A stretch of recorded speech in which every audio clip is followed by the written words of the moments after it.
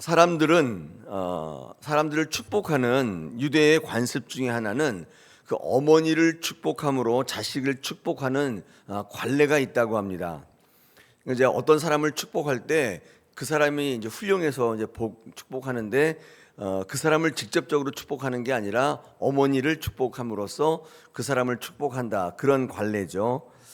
그런데 생각해 보면 꼭 이게 유대의 관례뿐만 아니라, 그렇게 말할 것도 아니라 사람들의 보통 인지상정이 그렇죠. 그러니까 어떤 자식이 훌륭하면 그 자식이 훌륭하다 이렇게 얘기하기도 하지만 보통 어떻게 얘기하죠? 이게 어느 집 자식이냐 이렇게 이야기 많이 하잖아요.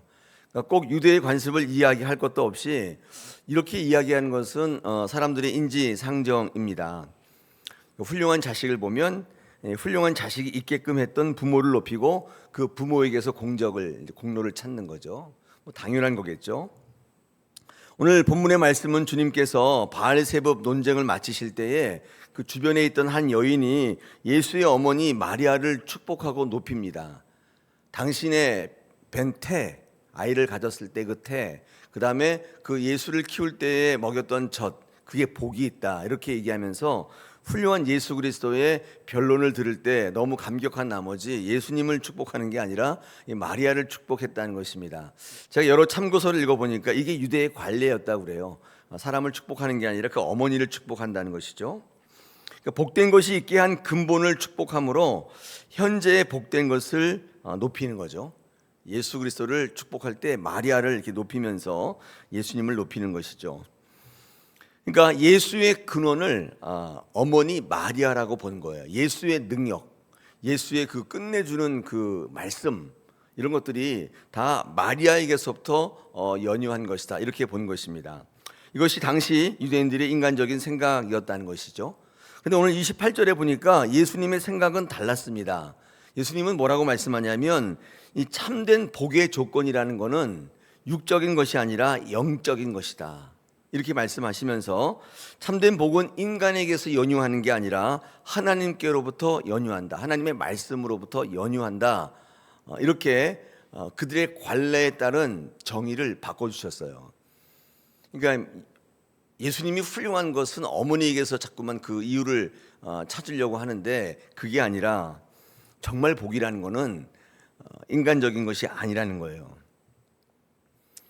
어머니라고 하는 말을 다른 말로 바꿔보면 뭐 나의 실력, 경험, 뭐 나의 판단, 뭐 이런 거, 여기서부터 복이 오는 게 아니라 하나님의 말씀으로부터 복이 온다, 네, 그렇게 이야기한 거죠. 즉 정말 복된 자는 하나님의 말씀을 듣고 그것을 지키는 자다. 28절에 보니까 그렇게 이야기하셨습니다. 그러니까 사람들의 관례를 깨시고 너희들이 그렇게 생각하지만 그런 게 아니다. 정말 내가 복되다고 한다면 하나님의 말씀을 듣고 지키는 것으로부터 복된 것이지 내 어머니가 훌륭했기 때문에 그런 것이 아니다 이렇게 이야기하는 것이죠. 이 말씀을 읽다 보니까 우리 누가복음 10장 앞선 장에 마르다와 마리아 이야기가 나오지 않습니까? 그때 이미 언급된 복의 이야기일 수밖에 없습니다. 마르다와 마리아 이야기 아시죠? 음식 준비하느라고 부산했던 마르다보다도 예수님의 말씀을 듣고자 했던 마리아가 더 복되다.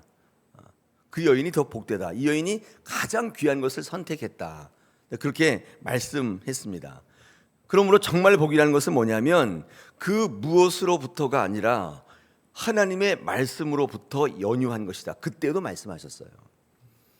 우리는 보통 생각할 때 나의 그 무엇 때문에, 내 주변의 그 무엇 때문에 내가 복을 받는다고 생각하지만 그게 아니라는 거예요. 마르다처럼 뭔가 열심으로 한 그것 때문에 복 받는다고 생각하고 그게 아니라는 거예요.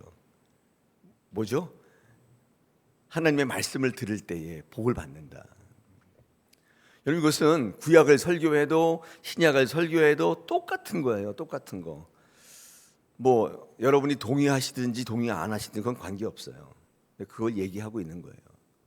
근데 교회 신앙생활하는 많은 분들이 정말 그렇게 생각하느냐, 내가 무엇을 했기 때문에 복을 받는다고 생각하느냐, 아니면 하나님의 말씀을 지키고 행했기 때문에 이거는 좀 다른 얘기일 수밖에 없어요. 하나님 말씀은 읽기만 해도 복이 있어요. 뭐 어떻게 얘기하시지만 읽기만 해도.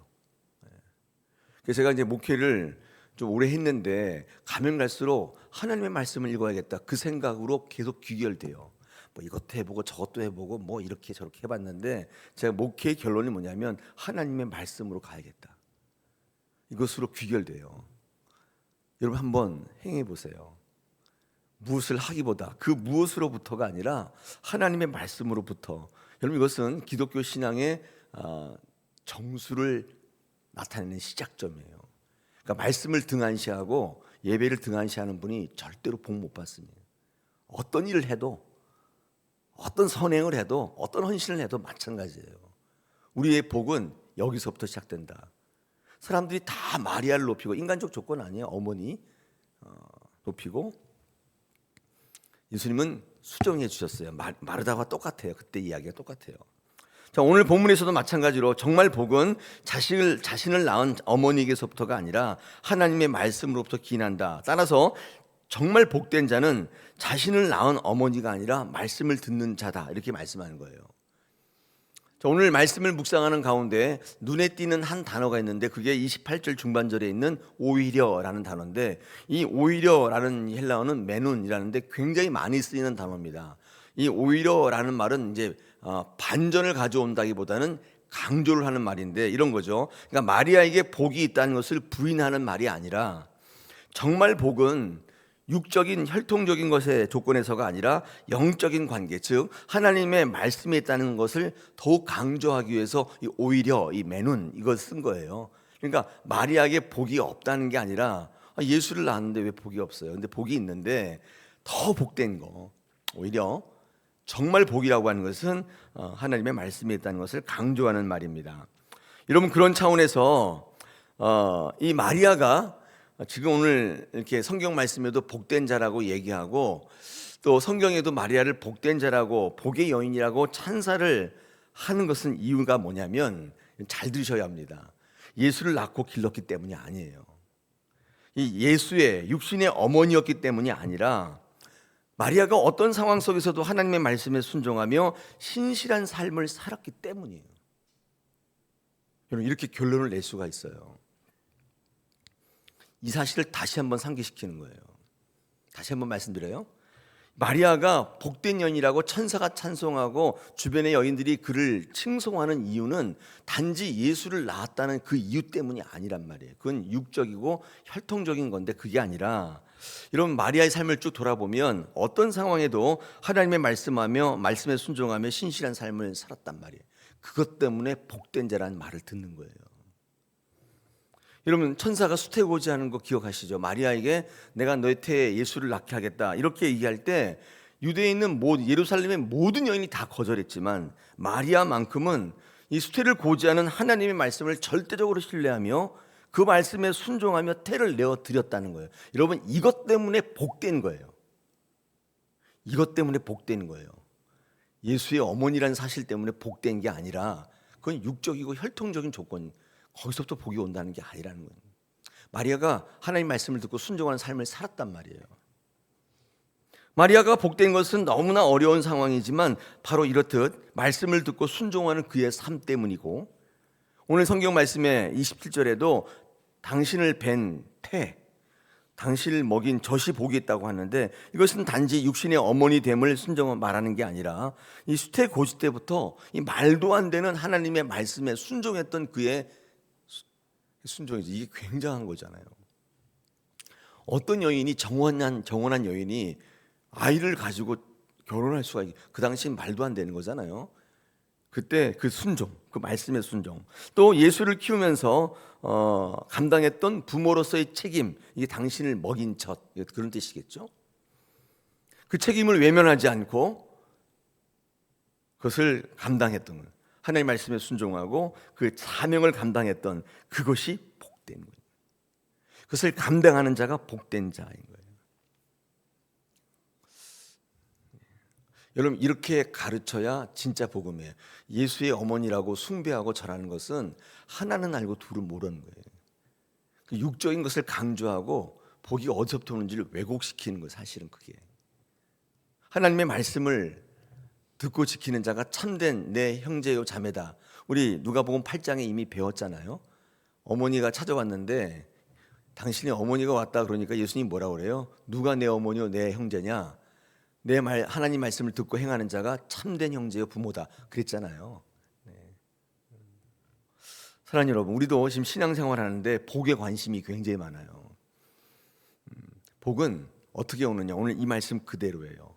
하나님의 말씀을 듣고 순종하며 그 주신 사명을 감당하기 시작할 때, 근데 그거 쉬우면 누구나 다 하잖아요. 쉽지 않단 말이에요. 어떤 거 순종하려고 할 때 내 생각이 막 치오르고 내가 눈을 볼 때 이거 아닌 것 같고 그런 게 많잖아요. 근데 하나님 말씀에 순종하며 잠잠하며 그 때를 기다리는 거, 그 쉬운 일이 아닙니다. 여러분, 그렇게 순종할 때 거기서부터 복이 오는 것이지, 내가 뭘 잘했기 때문에 내가 뭐 끝내주게 뭐 했기 때문에 그런 거 아닙니다. 많은 분들이 착각해요. 그러면 내가 복 받는 줄 알아요. 그러면 하나님이 칭찬받는 줄 아는데 그게 아니라는 거예요. 육적, 혈통적이 오는 게 아니에요. 만약에 하나님의 복을 받기를 원하신다면 인간적인 환경과 조건에서 찾지 마시고 하나님 말씀에 순종하시고 하나님의 마음을 기쁘시게 하는 그런 삶을 살아갈 때 하나님께서 그를 주목하시는 거예요. 돋보인단 말이에요. 아무리 척박한 환경이라도 하나님의 말씀 붙들고 그대로 살아가려고 몸부림칠 때 하나님은 그를 그냥 버려두시지 않는다.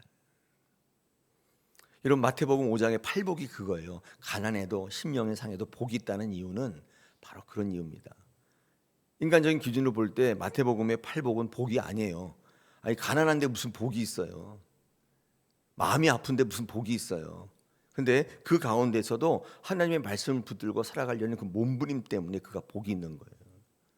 오늘도 여러분, 오늘 이 한 여인의 마리아의 칭송 그리고 예수님의 반전, 이 말씀이 우리의 삶에 무엇을 이야기하는지, 여러분이 생각했던 복이 어떤 것인지 오늘 수정을 요구하시고 계세요. 이미 마르다 때 배웠단 말이에요. 하나님의 말씀을 여상히 여기지 마시고 교회 공동체 속에서 예배를 여상히 여기지 마시고 귀하게 여기시고 또 그 말씀 안에서 나를 찾는, 예수를 발견하는 여러분이 될 때 내가 예기치 못한 은혜가 있어요. 그 나중에 알아요. 이게 복이었구나. 이 사실을 알게 된다고. 여러분, 복은 여러분이 만들어가는 게 아닙니다. 하나님이 주시는 거예요. 때로는 예기치 않게 있어요. 복 받으려고 하지 않았다니까요. 그냥 배운 대로 살았단 말이에요. 살았던 것뿐이에요. 근데 복이 임한다는. 그래서 많은 사람들이 알아요. 복은 내가 열심히 구해서 얻는 게 아니구나. 하나님께서 주시는 것이구나. 이 사실을 아는 것입니다. 여러분, 그런 귀한 한 주간의 삶이 되시길 축복합니다.